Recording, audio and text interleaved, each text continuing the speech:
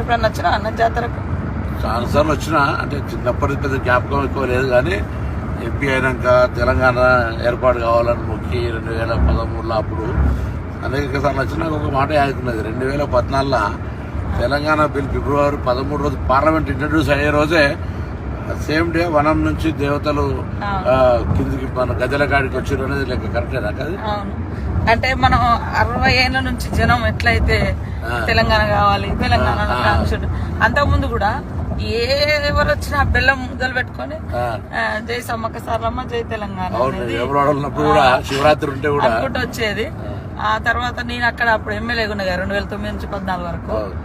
ఆ రోజు మేము ఆడ మీడియా పాయింట్ ఉంటది, నాక మంచి అంటారు. నాక మంచి అంటే అది సెక్యూరిటీ. ఒకప్పుడు యుద్ధం అప్పుడు సమ్మక్క సారలమ్మ కాకతీయులకు వ్యతిరేకంగా పోరాటం చేసేటప్పుడు వాళ్ళ సైన్యాలు ఎక్కడి నుంచి వస్తున్నాయని వీళ్ళు ఒక మంచలాగా హైట్ వేసుకుని, అది ఇప్పుడు మనము ఒక పోలీస్ చెక్ పోస్ట్ లాగా ఇప్పుడు లాస్ట్ కు మీడియా పాయింట్ అయిపోయింది అంతే. ఆడ ఉండగానే సాయంత్రం ఒక రిపోర్టర్ వచ్చి, మేడం ఈ రోజు పార్లమెంట్ లోకి బిల్ వచ్చింది, తెలంగాణ బిల్ వచ్చింది కానీ గొడవలు అయినాయి. ఎందుకంటే మేము ఆ జాతరలో ఉన్నాం కదా. నా పేపర్ స్ప్రే అదే రోజు స్పీకర్ అడ్డం నిలుస్తున్నాం మేము, బిల్లు పెడుతున్నంటే మొత్తం రాజగోపాల్ ముందు నుంచే బిల్లు పెట్టనీయమంటుండే. ఎట్లా పెట్టనీయరు ఏందనే దాని మీద మేము మొత్తం ఎంపీలు అందరం స్పీకర్ కు హోమ్ మినిస్టర్ అడ్డం నిలబడ్డాం కదా, పేపర్ స్ప్రే కొట్టిన. అందుకే ఆ రోజే అమ్మవారు వచ్చి మాకు, ఎందుకంటే తల్లి అమ్మవారిని విశ్వాసం బాగా నుంచి కూడా అమ్మవార్లను మొక్కుడు. మన జనరల్ గ్రామ దేవతలు వీకర్ సెక్షన్ కాబట్టి బాగా ఎక్కువ విశ్వాసం కదా. సో అదే రోజు నాకు తెలుసు పేపర్ స్ప్రే కొట్టడం మనం బచాయించడం అనుకుంటున్నాం. మేమంతా బచాయించడం బిల్ ఇంట్రడ్యూస్ అయింది ఆ రోజు, అది చరిత్ర. అమ్మలు కూడా వచ్చిన రోజు కదా. మాకు కూడా చాలా అంటే ఆ బిడ్డలుగా తర్వాత ఆ ప్రాంతం గారే మన దేవుడి మొక్కు చాలా మంది మొక్కుకున్నారు. ఆ మొక్కును ఈ దేవతలు జనంలోకి వస్తూ వస్తూ ఆ అజ్ఞాతంలో ఉన్న 60 ఏళ్ల బిల్లును పార్లమెంట్ లో ప్రపంచం ముందు పెట్టారు. అక్కడున్న తల్లి సోనియమ్మ కూడా వాళ్ళిద్దరు కూడా ఉండే, సరే సుష్మా స్వరాజ్ కూడా చేసింది. వాళ్ళిద్దరు మన మీరా కుమార్ గారు, సోనియమ్మ, సుష్మా స్వరాజ్. అట్లా చాలా చాలా అంటే మహిమలు ఉన్నది అనడానికి అదొక నమ్మకం. చాలా మంది ఇంతమంది ఆఫీసర్లు అక్కడ పనిచేస్తారు కదా, ఎవ్వరికేం కదా, అందరు మంచిగా అంటే సంతోషంగా మళ్ళీ అందరు ప్రమోషన్లతోటి ఆనవాయితీగానే వస్తున్నది. ఇన్ని లక్షల మంది ఒక దగ్గర వచ్చి ఉండడం, ఆ 3 రోజులల్లా ఇంత బ్రహ్మాండంగా ఉండడం నిజంగా ఒక ఎన్ని లక్షల మంది వచ్చి ఇంత జరిగినా ఎటువంటి ఇబ్బంది లేకుండా, పెద్ద అంటే తప్పు జరిగిందనో లేదా అటువంటి ఏం లేకుండా పోతుంటది కదా. చాలా చాలా అమ్మవారి దయ తప్ప అది ఎవరో మనందరం గొప్ప ఏర్పాట్లు ఇవన్నీ వేస్ట్, ఇవన్నీ అంత.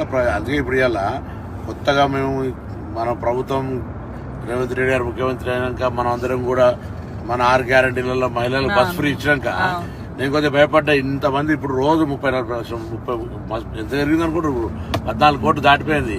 అలా రోజు సంఖ్య మహిళలు పెరుగుతా ఉంది. అయితే ఈ సమ్మక్క సారక్క చేస్తే బస్సులు మేనేజ్మెంట్ అయిద్దా కదా భయపడి మీటింగ్ రోజు కూడా ఏం చెప్పినా, చూడు దేవాలయం కార్యక్రమాలు నిర్వహించేది ఒకరైతే, వచ్చే పోయేటోళ్ళకి జనానికి సంబంధించి ఒకరైతే, బస్సుల నిర్వాహకులు ఒక స్పెషల్ ఆఫీసర్లు పెట్టి క్రౌడ్ మేనేజ్మెంట్ చేయకపోతే ఇబ్బంది అవుతుంది. రేపు ఒక్క బస్సు ఎక్కడైనా ఇబ్బంది టైర్ వాళ్ళకి, ఇప్పుడు అదంతా నేచర్ గా టైర్ కి ఏమైనా అయింది అనుకో, బస్ అయిపోయింది మొత్తం ఎంత కిలోమీటర్ ట్రాఫిక్ అవుతుంది. అందుకే మధ్య మధ్యలో ట్రైన్లు పెట్టడము ఇటువంటి వ్యవహారం చేయకపోతే నడుతుందని మనం ఎలా జరుగుతుంది.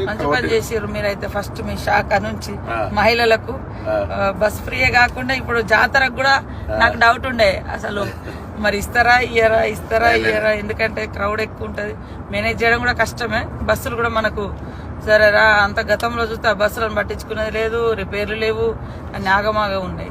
ఆర్టీసీ కొద్దిగా సరే పేమెంట్ అదేంది ఫైనాన్స్ మినిస్టర్ డిప్యూటీ సీఎం గారు కానీ లేకపోతే ఆర్థిక శాఖ వాళ్ళంతా ఎప్పుడప్పుడు చేస్తారు. ఎందుకంటే మహిళలంతా హ్యాపీగా ఉన్నారు, వాళ్ళకి ఎక్కడికైనా ఫ్రీ అవుతుంది. ఇంకోటి ఏంటంటే ఇవన్నీ ఎక్కడికన్నా ఊరు నుంచి పక్కకు పోయి డిమార్ట్ లో షాపింగ్ లో మాల్ కొనుకొచ్చుకుంటున్నారు. రెండోది దేవాలయాలకు విపరీతమైన రష్ పెరిగింది. బంధువులని తల్లిగారిని చూడడానికైనా, బిడ్డ దగ్గరికైనా, హాస్టల్ దగ్గర పిల్లలకి అసలు మామూలుగా ఫ్రీక్వెన్సీ పెరగలేదు. వాళ్ళందరూ కూడా హ్యాపీ. నిజంగా మనం ఏదైతే మాట ఇచ్చినామో, నేనైతే ఎన్నికలప్పుడు చెప్పినా నా తెలంగాణ అక్క చెల్లెలకు అత్తగారింటికైనా అవ్వగారింటికైనా 1000 ఎకరాలు భోజనం పెట్టినా పోతాంటే బస్ ఫ్రీ అన్న చూడు, దాంతో చాలా పెద్ద ఒక జరిగింది. మళ్ళా గ్యాస్ కూడా అనేది మహిళలకు సంబంధించి చాలా పెద్ద ఆర్థిక భారం నుంచి బాగా కరెంట్ బిల్ కూడా వాళ్ళే కడతారు. కరెంట్ బిల్ 3,000 అంటే అసలు మహిళలు అయితే అసలు ఇక వాళ్ళు మనల్ని కాంగ్రెస్ మనం ఇలా అదృష్టం మన అందరం ప్రభుత్వంలో ఉన్నాం. ఒక మహిళ చెప్తున్నారు, ఉమెన్ గ్రూప్ స్వయం సహాయక సంఘాలలో మన ఇంద్రవెల్లిలో మీటింగ్ పెట్టినాం కదా, వాళ్ళకి నెలకు 4,000 నుంచి 5,000 మిగులుతున్నాయట. అంత ముందు భారం ఉండేది. ఎందుకు అంటే మేము బస్ ఫ్రీ ఎక్కుతాను, వేరేకి వెళ్ళిపోతే బస్ ఖర్చు వచ్చేది. ఆ బస్సు కిరాయి కట్టకుండా మేము ఏడికి పోయినా కూడా పని చేసుకొని వస్తాను. మహిళా సంఘాలలో కూడా 4,000 నుంచి 5,000 భారం మాకు తగ్గింది మీ గవర్నమెంట్ వచ్చిన. చదువుకున్న పిల్లలక్క నేను నిజామాబాద్ మనం సడన్ గా ఆర్మూర్ బస్ స్టాండ్ పోయినా 330 రూపాయల టికెట్ మంచి పోతుంది వస్తుంది. వీక్లీ ఒకసారి అవసరం అయితే 2-3 రోజుల కోసం వేస్తున్నాను. అంటే చాలా కన్వీనియంట్ జరిగింది. 500-600 ఉన్నది బస్ కిరాయి వాస్తవానికి, గతంలో పెంచేసారు. ఇప్పుడు ఎందుకే సమ్మకు కూడా ఏర్పాట్లు బాగా చేయాలని మనం బస్సులకు సంబంధించి దాదాపు 6-7 బస్సులు పెట్టి మేనేజ్మెంట్ కూడా స్టాఫ్ మా ఎండి గారు కూడా చెప్పినాం, మా సెక్రటరీ కూడా అందరు మొత్తం అసలు అంటే అందరు వస్తారు. అన్ని రకాల ఏర్పాట్లకు ఎక్కడ ఇబ్బంది లేకుండా చేయాలని గవర్నమెంట్ కూడా అటువంటి ఆలోచనతో మనం కూడా అందరం చేస్తున్నాం. కాబట్టి ఆ సమ్మక్క సారక్క కార్యక్రమంలో కూడా భగవంతుని అందరూ ఇంకోటి ఏంటంటే గొప్ప విషయం ఏంటంటే మనం ఈసారి అందరూ కూడా ఖచ్చితంగా ప్రతి తెలంగాణ బిడ్డ ఇంటికి మనం బంగారం అంటే బెల్లం ఏదో ప్రసాదం పంపాల్సిందే. ఆ కార్యక్రమంలో మనం తప్పకుండా నిర్వహించాల్సిన అవసరం ఉంది. అది ఎంతరన్నా కానీ మనకు అన్ని గ్రామ సేవకుల ద్వారా అవసరమైతే ప్రతి నెట్వర్క్ ఉంది. అందులో పంచాయతీరాజ్ డిపార్ట్మెంట్ కావచ్చు, లేకపోతే మనం ట్రాన్స్పోర్టేషన్ కూడా మా ట్రాన్స్పోర్ట్ వ్యవస్థ ఉన్నది మా దగ్గర నాటేస్తుంది. మేము ట్రాన్స్పోర్ట్ లో గూడ్స్ పెట్టాం కదా. సో మనం అందరం పంపుదాం తప్పకుండా. మనం భగవంతుడు మనం గ్రామీణ దేవతలు కాబట్టి ప్రకృతి మించింది అంటే ఊరూరులో ఉండే దేవతల నమ్మకాలు ప్రజలకు ఇంకా బలంగా ఉన్నాయి. అంటే వాళ్ళ ఆదివాసీ బిడ్డలు, ఆదివాసీ సమాజం అప్పుడు ఇబ్బంది పడ్డది. అప్పుడు వాళ్ళకు అప్పుడు ఉన్న రాజులకు వ్యతిరేకంగా పోరాటం జరిగింది. కానీ అనుకుంటారు అమ్మ తల్లి బిడ్డలు అంటే కదా. అవును, తల్లి బిడ్డలు జనరల్ సమ్మక్క సారక్క అంటే సినిమా గానీ లేదా బయట కూడా ప్రొజెక్షన్ తప్ప అసలు సమ్మక్క సారక్క అక్కయ్యాలనుకుంటారు. సమ్మక్క సారక్క తల్లి బిడ్డలు జరిగిన పోరాటంలో జరిగిన వ్యవస్థ అసలు ఏం చెప్పు అంటే అప్పుడు 13వ శతాబ్దంలో కాకతీయులు పరిపాలించారు మన ఏరియా.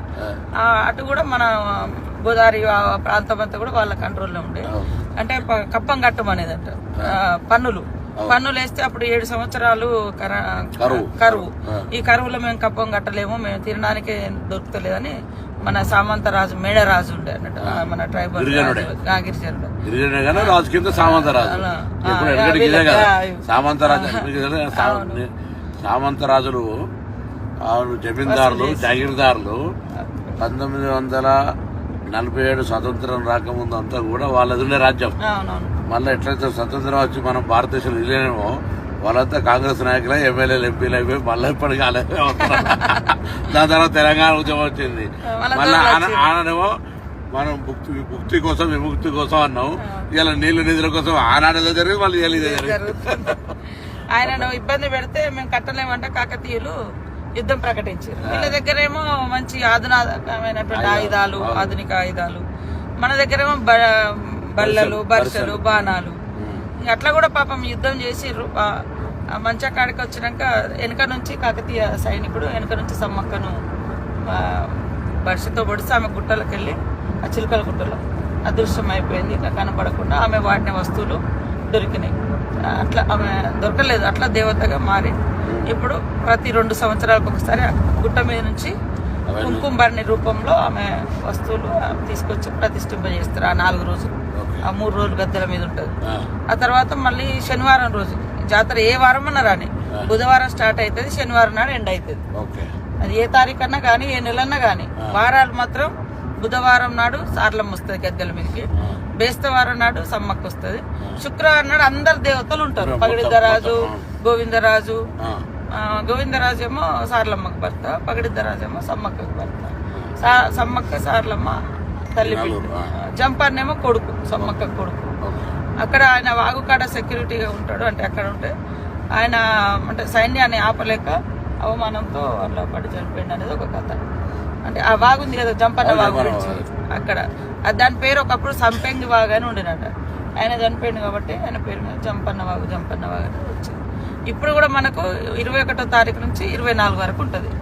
21 నాడు సార్లమ్మ వస్తుంది గద్దె మీదకి, 22 నాడు సమ్మక్క వస్తుంది, 23 అందరు దేవుళ్ళు ఉంటారు, 24 సాయంత్రం మళ్ళీ 4 గంటలకు మళ్ళీ యథావిధిగా చిలకల గుట్టకు సమ్మక్క వెళ్తుంది, కన్నెపల్లికి సార్లమ్మ వెళ్తుంది, గోవిందరాజు అక్కడ కొండాయి విలేజ్ వెళ్తారు.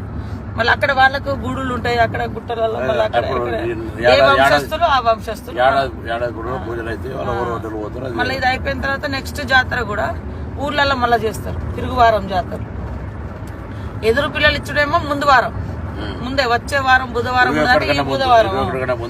చాలా మంది మన తెలంగాణలో అందరు కూడా జాతరకు ఉన్నదంటే ఖచ్చితంగా వేములవాడకు వచ్చి ఇక్కడ మొక్కులు తీసుకుని అక్కడికి వస్తారు. మొన్న మేము కూడా మా అమ్మ నాన్న అంతా ఫ్యామిలీ అంతా ఫస్ట్ ఆడికి వచ్చారు, ఆడికి పోయి తర్వాత ఇక్కడికి పోవడం మన శివరాత్రి జాతర.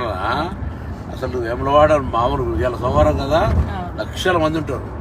అవును, కానీ మారాలి, అది ఇంకా మార్చాలంటే ముఖ్యమంత్రి 100 కోట్లు ఇస్తాను ఇవ్వలేదు. అక్కడ ప్రస్తుత శివాలయాలు నిర్లక్ష్యం ఉంటే సరే మేము ఇప్పుడు దాన్ని నేను మిత్రుడు శాసనసభ్యుడు ఆలోచన కలిసి చేయాలనే ప్లానింగ్ చేస్తున్నాం. దానికి డెవలప్మెంట్ మన అందుకే వీటీడీ డెవలప్మెంట్ కూడా ముఖ్యమంత్రి గారి దగ్గర పెట్టాం. దీని లింక్స్ ఇప్పుడు నిన్న కూడా మనం బడ్జెట్ చదివినప్పుడు మనకు పెద్ద దేవాలయం వేములవాడ, నేను అలా కాకుండా అది ఇవన్నీ చేస్తాం. ఏదైనా మొత్తానికైతే అక్క సమ్మక్క సారక్క పోతున్నాం, మంచి అమ్మవారిని మొక్కి ఈ కార్యక్రమం ఎటువంటి విఘ్నాలు లేకుండా అందరు భక్తులు వచ్చి మంచిగా ప్రభుత్వం ఇస్తున్న ఉచిత బస్సు కావచ్చు, అక్కడ మనం ఇప్పటికీ ఏర్పాటు చేస్తున్న సౌకర్యాలు కావచ్చు, ఏదున్నా లోకల్గా మీరు నేను స్కూల్ ఓనర్ కూడా కోరుతా ఉన్నా, మీరు బస్సులో పోతా అంటే ఇవ్వండి. మీరు అన్ని బస్సులనే రావాలి, అందరు ఇళ్ళనే కాదు, స్కూల్ బస్సులు ఫ్రీ ఇవ్వండి. ఎవరికి వాహనాలు ఉంటే వాళ్ళకు వాళ్ళ ఫ్యామిలీ పోయినాడు ఇంకోరైనా పోతా అంటే ఇవ్వండి. అందరూ మొత్తం ప్రజా రవాణా మీద ఆధారపడితే కూడా ఇబ్బంది అవుతుంది. ఒకసారి వస్తుంది కాబట్టి అందరూ కూడా అన్ని రకాలుగా ఎవరు ఇప్పుడు భక్తులకు దేవునికి ఎట్లా సాయం చేయాలనుకుంటే అట్లా సాయం చేయాలి. కొందరు ఉండేళ్ళు వేస్తారు, కొందరు నలుగురికి అన్నదానం పెట్టి కార్యక్రమం. అట్లా అందరు స్వచ్ఛంద సంఘాలు కూడా రాష్ట్ర వ్యాప్తంగా ప్రజలకు వచ్చి అన్ని సౌకర్యాలు ఏమైనా కూడా కొట్టండి. నీళ్ళు ఇచ్చడం, నీళ్ళ సప్లైయర్లు కావచ్చు, భోజనం వాళ్ళు కావచ్చు, లేదా ఇతర స్నాక్స్ ప్రిపేర్ చేసే చాలా మంది ఇప్పుడు అటువంటి ఎవ్వరికి వాళ్ళు వచ్చి సాయం చేయమని కూడా మనం అందరం కూడా ప్రభుత్వం తరఫున కోరుతాను. ఈ సమ్మక్క సారక్క అనేది రాష్ట్ర ప్రభుత్వ కార్యక్రమం, జాతీయ స్థాయిలో కూడా గుర్తించాలని చెప్తాను. ఇప్పుడు మాట్లాడతారు నేషనల్ ఫెస్టివల్ చేయమంటే అది కూడా చేయాలి. ఇలా ఇవన్నీ ఉన్నాయి, ఇవన్నిటికి సంబంధించి తప్పకుండా మనం మళ్ళీ ఇప్పుడు 4-5 రాష్ట్రాలలో వస్తారు, ఛత్తీస్గఢ్, మధ్యప్రదేశ్, ఒరిస్సా, మహారాష్ట్ర, ఏదో వేములవాడ ఇక్కడికి మహారాష్ట్ర చాలా మంది వస్తారు సమ్మక్క సారక్క. సో అందరి పండుగ ఇది, అందరు కూడా దీనికి సహకరించి ఈ కార్యక్రమం విజయవంతం కావాలని చెప్పి మళ్ళా మా ఏరియాకి వస్తున్నారు. వరంగల్ జిల్లా ఉమ్మడి జిల్లానే కదా కాబట్టి మళ్ళీ ఒకసారి అందరం కుటుంబ పరంగా కూడా వస్తాం. అందరికి స్వాగతం. సమ్మక్క సారక్క అందరికీ విజయవంతంగా భగవంతుని అమ్మవారి ఆశీర్వచనం ఉండాలని కోరుకుంటున్నాం.